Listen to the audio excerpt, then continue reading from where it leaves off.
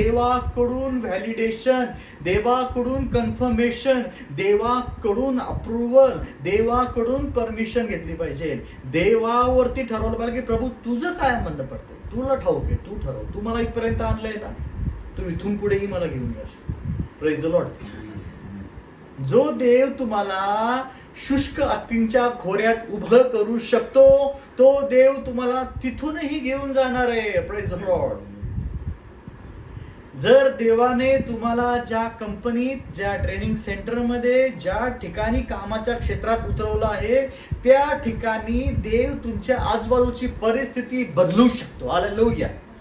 ज्या ठिकाणी तुम्हाला वाटतं की ह्या लोकांमध्ये बदल होऊ शकत नाहीत, हे लोक आयुष्यभर असेच राहणार, यांच्या परिस्थितीत काही फरक पडणार नाही, परंतु एक लक्षात ठेवा, जर देवाने तुम्हाला त्या ठिकाणी घेऊन गेलेलं आहे, त्या अर्थी निश्चितच देव तुमच्याद्वारे त्या आजूबाजूच्या लोकांची परिस्थिती बदलण्यासाठी 100% सक्षम आहे. हालेलुया.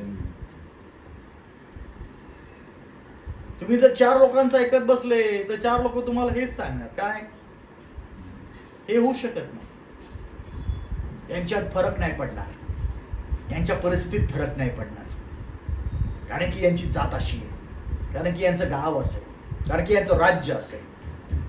मग जो व्यक्ती दैहिक बुद्धीने विचार करतो, प्रत्येक मनुष्य इन्क्लुडिंग मी, आपण सर्वजण दैहिक बुद्धीने विचार करतो. म्हणून तो देवाचं वचन सांगतं, आत्म्याच्या प्रेरणेने चाला, म्हणजे तुम्ही दैहिक वासना पूर्ण करणार नाही. कारण की दैहिक वासना म्हणते की सर्व मला हवंय, परंतु ज्यावेळेस तुम्ही आत्म्याच्या प्रेरणेने चालता, त्यावेळेस मात्र तुम्ही देवाचा विचार करता, देवाच्या राज्याचा विचार करता. Praise the Lord. Hallelujah. Hallelujah. Hallelujah. Hallelujah. Hallelujah. देवाने हेच केलेलं विचारलं, ह्या अस्थी जिवंत होतील. तो असं नाही म्हटलं होईल. जर होईल म्हटलं असतं तर देव काय म्हटलं असतं, सांग बरं कसं. बरोबर आहे ना. काय म्हटलं असतं, सांग बरं कसं.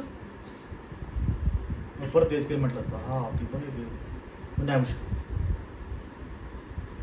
हेच केलं खूप हुशार. त्याला जसं प्रश्न विचारला ना, ह्या अस्थी जिवंत होतील का, तो म्हटलं प्रभू तुलाच ठाऊक.